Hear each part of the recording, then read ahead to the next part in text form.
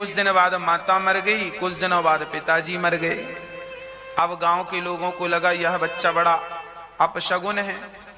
अच्छा, भक्तमाल में हमने पढ़ा तो उसमें लिखा है कि किसी रिश्तेदार ने, तुलसीदास जी छोटे से थे, माता पिता मर गए तो दया आई तो किसी रिश्तेदार ने रखा, तो संयोग से वो रिश्तेदार भी मर गया।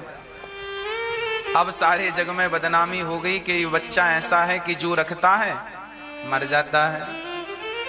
तो लिखा है भक्तमाल में कि गोस्वामी तुलसीदास जी को लोग देखना भी पसंद नहीं करते थे,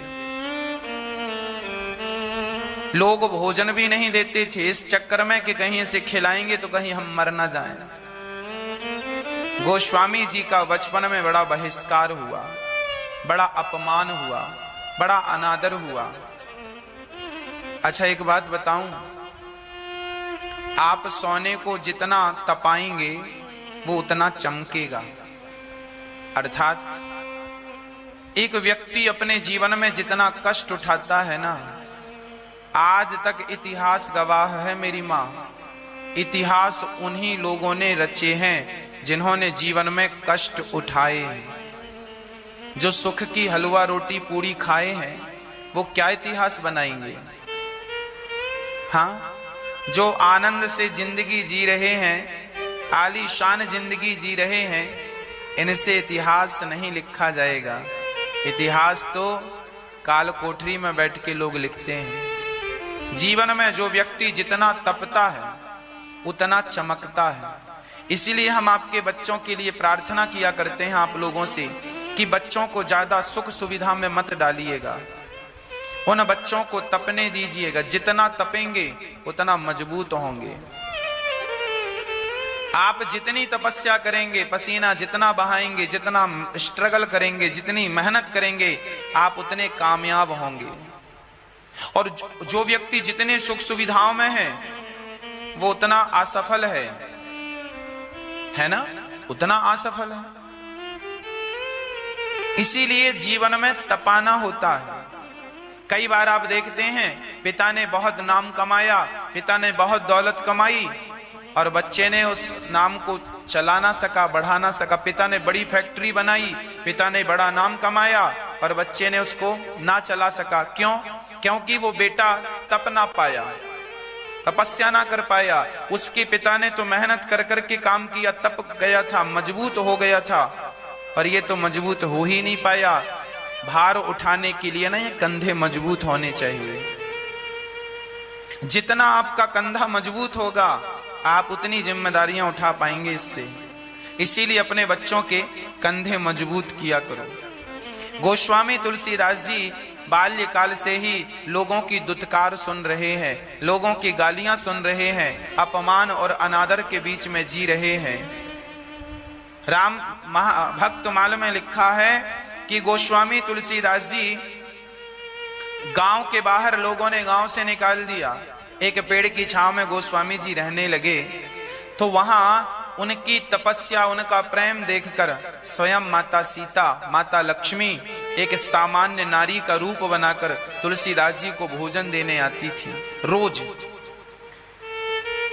एक दिन गांव वालों को पता चल गया कि इसे कोई भोजन दे रहा है, तो गांव वाले लाठी लेकर खड़े हो गए। गांव वाले चाह रहे थे ये मर जाए, मर जाएगा तो कहीं ये ना मरे तो कहीं हमें ना मार डाले।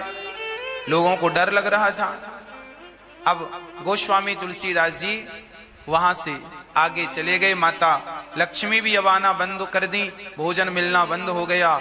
गोस्वामी तुलसीदास जी चल पड़े और चलते चलते चलते चलते उन्हें गुरु भगवान की सानिध्यता मिल गई, है ना। श्री नरहरिदास जी, श्री गोस्वामी तुलसीदास जी के गुरु हैं श्री नरहरिदास जी।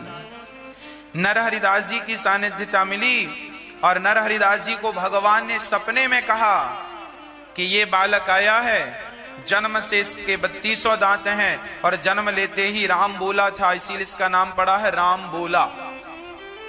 इसे पढ़ाओ।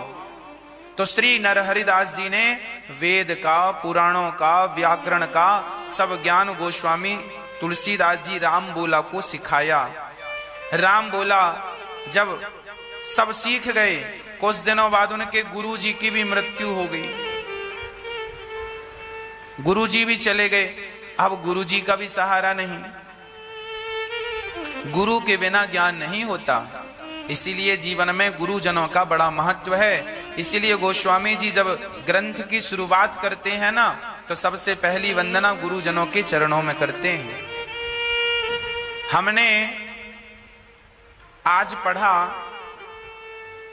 कि श्री याज्ञवल्क्य जी कह रहे हैं कि गुरु ने हमें जो ज्ञान दिया है, उस ज्ञान के बदले हम दुनिया में हमारे पास ऐसी कोई दौलत नहीं है जिस दौलत को हम देकर गुरु के ज्ञान का कर्ज चुका सकें। जैसे कभी माता का कर्ज नहीं चुका। दुनिया में आप आज तक इस दुनिया में किसी ने इतना धन नहीं कमाया कि वो अपनी कमाई से माता का कर्ज चुका सके।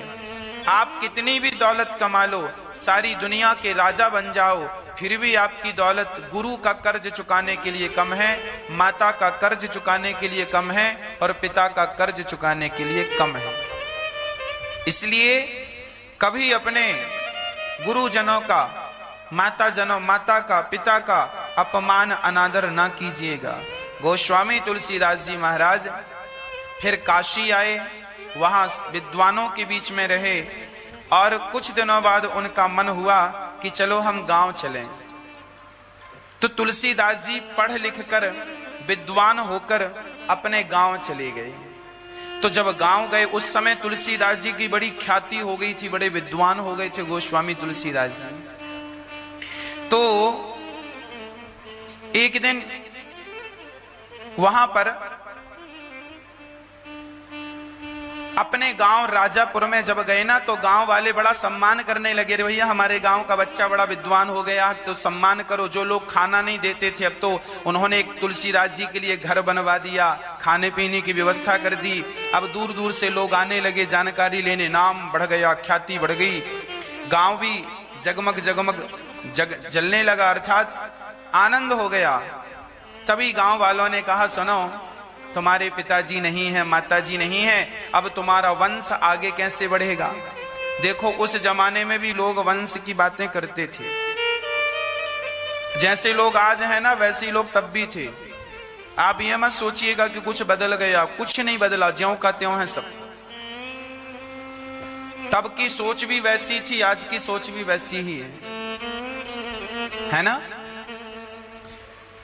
गोस्वामी तुलसीदास जी से लोगों ने कहा कि आप विवाह कर लो तो आपके बच्चा हो जाए और आपका वंश आगे चल जाए।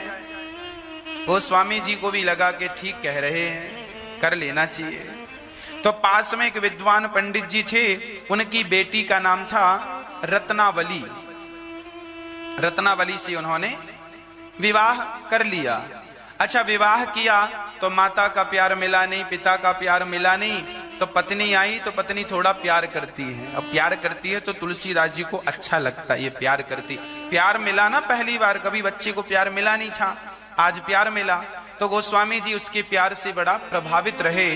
और बस एक दिन घर से कहीं गए थे तुलसीदास जी, विद्युत गोष्ठी में गए होंगे कहीं, तभी उनका भैया आ गया और रत्नावली से बोला कि मायके में कोई इमरजेंसी काम है, आप चलो। तो रत्नावली ने कहा, पति तो है नहीं, कैसे चलें। तो पड़ोसियों को बता दिया कि बहुत इमरजेंसी है। तो अब उस जमाने में टेलीफोन तो था नहीं कि मोबाइल लगा दें, तो रत्नावली चल पड़ी। जब गोस्वामी तुलसीदास जी आए, कहा कि मेरी पत्नी कहाँ है, तो पड़ोसियों ने कहा उसका भाई आया था आपकी पत्नी का, और कोई बहुत काम आ गया है, कोई गड़बड़ हो गई है, तो मायके चली गई। अब तो तुलसीदास जी बड़े परेशान हो गए। परेशान ऐसे हो गए कि अब क्या करूं मैं, अब कैसे जाऊं। तो गोस्वामी तुलसीदास जी अपनी पत्नी के प्रेम में इतने भावुक हो गए कि वो रह ना सके, और पत्नी के पीछे रत्नावली रत्नावली कहाँ हो, रत्नावली चल पड़े तुलसीदास जी। अच्छा, पानी गिर रहा था, बाढ़ आ गई थी, नदी में एक मुर्दा बहता जा रहा था। गोस्वामी जी को लगा नाव है। देखो पत्नी के प्रेम में इतना वो मोहित थे कि वो मुर्दे को नाव समझ रहे हैं और नाव मुर्दे को पकड़ के पार हो गए। अच्छा, पत्नी जिस कमरे में रहती थी ना, उस कमरे में सांप जा रहा था। बरसात का समय था, सांप जा रहा था। तुलसीदास जी ने सांप को रस्सी समझ ली कि मेरी पत्नी ने मेरे लिए रस्सी डाल रखी है कि इसको पकड़ के आ जाना। तो सांप को पकड़ पकड़ के गोस्वामी जी पत्नी के कमरे में चले गए। और जब पत्नी के कमरे में गए, पत्नी को जगाया, रत्नावली देखो मैं आ गया। रत्नावली की आंख खुली, अरे आप यहाँ कैसे आए? बोले तुमने ही तो रस्सी डाली थी। झांक कर देखा तो सांप था। अरे मैं कल आ जाती, आप रात रुक नहीं सकते थे।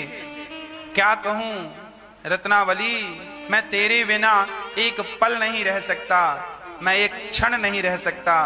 तब रत्नावली ने यूं कह दिया कि स्वामी जी, अपने पति से कह दिया। अच्छा, मैं ये नहीं कहूंगा कि रत्नावली ने कहा, भगवान ने कहवाया। रत्नावली ने कहा अपने पति से, स्वामी जी जितना प्यार मुझसे करते हैं इतना रघुनाथ जी से किया होता तो कल्याण हो गया होता। बस ये शब्द थे कि तुलसीदास जी को बात समझ में आ गई कि बात सही कह रही है। मैं संसार के पीछे इतना परेशान हूं, पागल हूं, भोगों के पीछे पागल हूं। मैं रघुनाथ जी से प्यार कर लेता तो सचमुच मेरा कल्याण हो जाता। मैं कहां संसार में उलझ रहा हूं। तुलसीदास जी तुरंत उल्टे पांव वापस चले गए। अच्छा, तुलसीदास जी के जाने के बाद रत्नावली को बड़ी ग्लानि हुई। रत्नावली को लगा राम राम, मैंने अपने पति का अपमान कर दिया। और पत्नी तुलसीदास जी का चिंतन करते करते रत्नावली ने प्राण त्याग दिए। बड़ी पतिव्रता नारी थी वो, तो भगवान उसके मुंह से ये बुलवाना चाहते से तो बुलवा दिया। और रत्नावली ने प्राण त्याग दिए तुलसीदास जी के वियोग में। और वो बड़ी पतिव्रता स्त्री थी, उन्होंने प्राण त्याग दिए। और गोस्वामी तुलसीदास जी फिर लौटकर राजापुर अपने गांव नहीं आए। भगवान का चिंतन करते करते सारे भारत का भ्रमण किया, सारी भाषाओं का नॉलेज लिया। अवधी भाषा में उन्होंने अयोध्या में जाकर, और अयोध्या में आज भी जहां कनक भवन जी बैठे हैं, जहां हनुमान जी हनुमानगढ़ी में बैठे हैं, वहां पीछे एक पंचवटी थी, मतलब 5 वृक्ष थे बड़े बड़े। वहां सुंदर सी छाया थी। वहां पर एक महात्मा जी रहा करते थे। उन महात्मा जी ने कहा कि तुलसीदास जी को सपना आया कि आप यहाँ पर जाओ। वहां वो महात्मा के पास गए तो महात्मा जी बोले, तुलसीदास मैं आपका ही इंतजार कर रहा था, अब आप यहाँ रहो और आप एक ग्रंथ लिखो जिसको आप चाह रहे हैं लिखना। उस अयोध्या